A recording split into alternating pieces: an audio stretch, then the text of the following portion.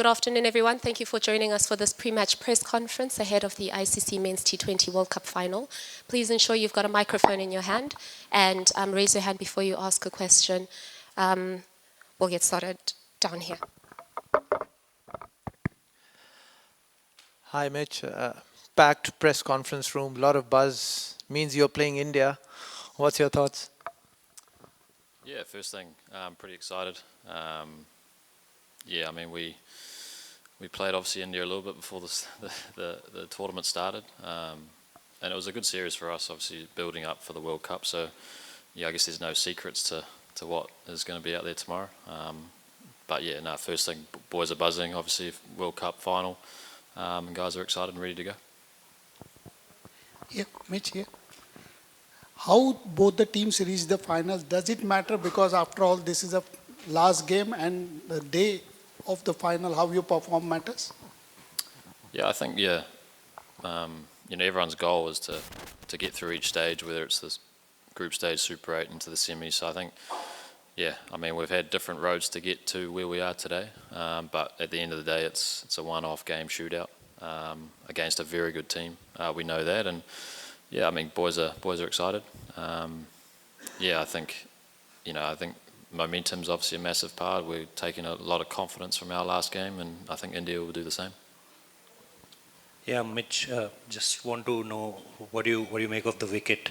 Because last time around the finale held here, there was a lot of chatter around that wicket. What's your understanding, and how much you are talking and in your conversations? Jasprit Bumrah is the part of your conversations. How much is that guy? Yeah, I mean, I haven't had a look at the wicket yet. It's still under cover, but one can only assume it's going to be pretty flat and high scoring. So I think, yeah, and in terms of Bumrah, I think he should be in everyone's conversation the way he's been going. Yeah, I think England, yeah, looked pretty hard to hit, and he was obviously the game changer for India the other night. But we knew that was going to be the case. He's obviously a world-class bowler, but not just him. I think the way everyone's been rolling in the Indian team, whether it's with bat or ball, everyone's stepped up at different times, and that's as a team, that's where you want to be. Yeah, Mitchell, when you look at New Zealand's 4-1 loss, unfortunately, that you had prior to the bilateral series, what are the takeaways that you've taken from that bilateral series? And does it apply even in an ICC final, or are the dynamics totally different when it comes to the planning, the execution bit? I think in terms of the planning and the execution, it was a great series. We were challenged at times, well, a lot of times throughout that series. But again, it's you kind of build on what works, what doesn't work, and you kind of take that information going forward. We obviously played on 5 pretty good surfaces throughout India. I guess, again, not sure what this is going to play like, but again, I assume it's going to be pretty good. And yeah, it's all learnings, and I think guys will take, it's obviously good conversations from that series into this game already. And again, it's, if we learn from that and try put India under, pressure for a long time, and I guess a World Cup final's a little bit different to, a series. Hi, Mitch. A slightly longer and slightly philosophical question. So this will be New Zealand's 5th final appearance at an ICC white ball event in the last 11 years. On one hand, that is a testament to how impeccably consistent the team has been over the last decade, but then none of those previous 4 appearances culminated in a silverware. And when it doesn't, the narrative that we have fed is that New Zealand are a bunch of good guys who don't win trophies, but they win hearts. Clearly, you must be fed up of that. Do you want to be tomorrow the bunch of bad guys who break a billion hearts as opposed to winning it? Or are you of the opinion that the journey outweighs trophies? I wouldn't mind winning a trophy. But yeah, I think that's, you look at this group and the groups that have been in the past, we are pretty consistent in these tournaments because we try not get, overruled by the situation or opponents. We just go out there and do our thing, and as a unit, it's been no different this time. And again, it's going to be obviously a challenge where everyone knows we're probably not the favourites. But we don't mind. We know we can, if we do our little things well and put in a strong team performance, it'll put us in a pretty good position to hopefully lift the trophy. But yeah, I wouldn't mind breaking a few hearts to lift the trophy for once. Mitch, we talk so much about how important the power play is in T20s. You've got Finn and Tim on one side, you've got Matt in particular on the other side. Where do you see that balance lying when you compare it with India? Yeah, I think obviously with the India kind of go hard, obviously at the top, but all the way through. And I think the only way to slow any team down is wickets at the top, and then try, squeeze a few overs in the middle. I think it's very hard if guys get away, to slow them down without taking wickets. So I think, whatever the plan looks like, it's. But I think, if you're not taking wickets, what's the best method or way to not get hit for a boundary, or even if you do, it's how do you close overs out versus turning those ones into 15, 20. And at the end of the day, if it's going to be flat, it might be like the other night, trying to restrict India to 220 instead of 250. It might give you a good chance. So again, it's all dependent on the surface, what that looks like out there tomorrow. It's still undercover, so I don't know what it looks like. But I think, and then on the flip side with the bat, it's the opposite. It's how do you put the guys under pressure for 6 overs.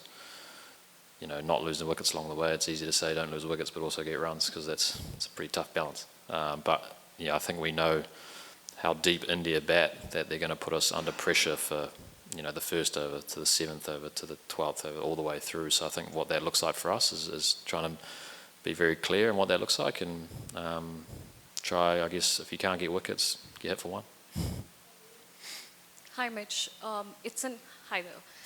It's an extension to the previous one, where you mentioned you won't mind breaking hearts tomorrow. But I want to know, is there some sort of change in the mindset in the dressing room to claim the maiden title? You guys have come quite close a few times in the past. But what about the mindset? What about some statical changes in the dressing room? I think the mindset's the same. It's easy to say it's just another game, but everyone knows it's probably not. But I think the way you go about it has to be the same, whether it's your preparation, what that looks like on the day leading up to the game. And I think, there's always comes down to a couple of moments, especially in T20 cricket, where if you can, squeeze the opposition or take, the advantage through there. I think we saw it the other night. I don't know, it always comes down to fielding at some stage, but if you can be very consistent in the way you approach the game, with, bearing a couple of moments where you could potentially be a little bit more ruthless or what that looks like. But I think, I don't think you have to reinvent the wheel. It's just, you're making a final, you're coming up against another team who's also playing some pretty good cricket, so it's never that easy. Hi, Mitch. Both teams produced pretty terrifying batting performances to win their semi-finals. What were your thoughts as India was scoring 250 odd against England? Do you feel fear at all? Is fear a thing? And if so, do you think they're more scared of you than you are of them? I guess you'll have to ask them, but I think, when it's going to be high scoring, I think, gone are the days of trying to roll a team on a flat one for 160. So it might be, especially Wankhede, we know it's a great ground for cricket. It's very high scoring, and it was the other night. So I think it's, how do we turn that 250 into a 220 potentially? Even, England were thinking, 230, they could have chased it, and they got 240. So I think, I know they obviously got a lot of runs with the bat, but they also, England came very close with a well executed chase, and I think, it was pretty neck and neck until I think that bomber over. So I think, either way, if you know that you're batting first and you can try to get a good score and put some pressure on, or that if you can try to restrict a team to, it might be 220 on a flat one, it puts you in a pretty good position. Hi, Mitch.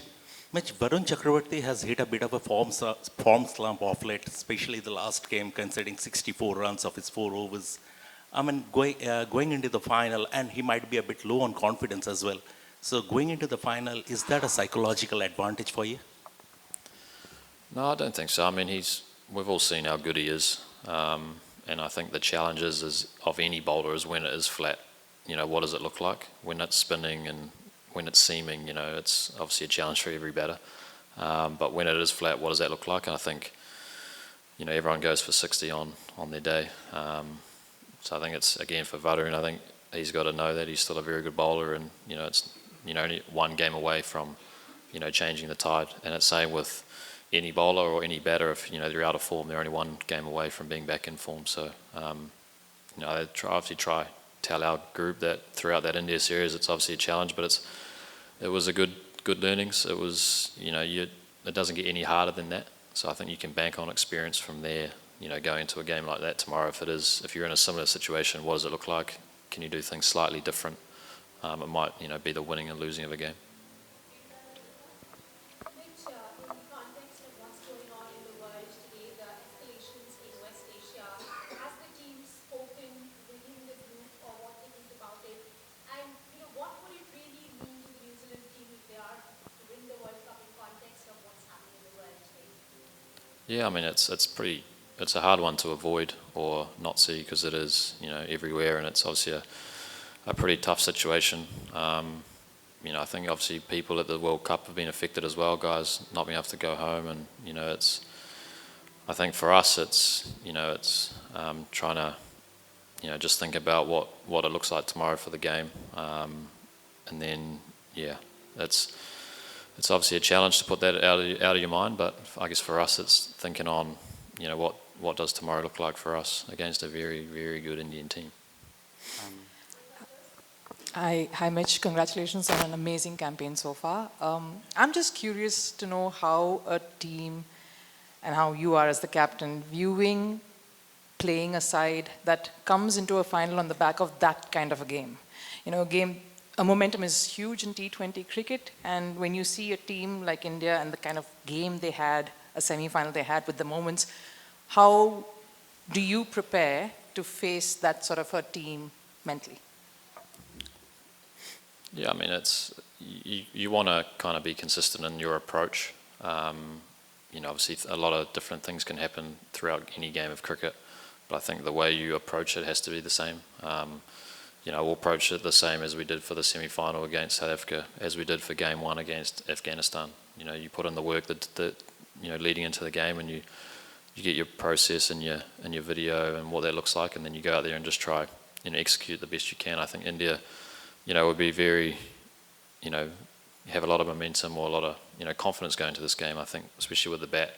And they know with the ball they could have been, a little bit better, conceding 240 in a very high-scoring game. So I think, we know that both teams will be going to the game with confidence in where their games are at. And I think it's, whoever kind of can do it for a long time tomorrow, we'll put in a pretty good position.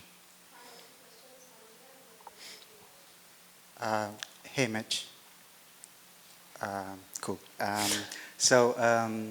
How's the rest of the squad taken Cole's inclusion, considering some of them are sitting out? Because I'm asking this because there's a culture of care in New Zealand cricket which makes taking these decisions a little bit easier.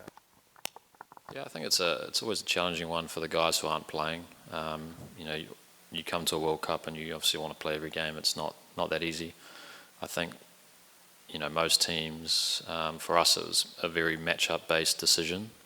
Obviously losing Michael Bracewell, who could have done that role, obviously that Cole's doing now, and I think Cole coming straight in, it's obviously a challenge. I think when you have the buy-in of the group, it's not just the 11 out there, it's the 15 in the squad.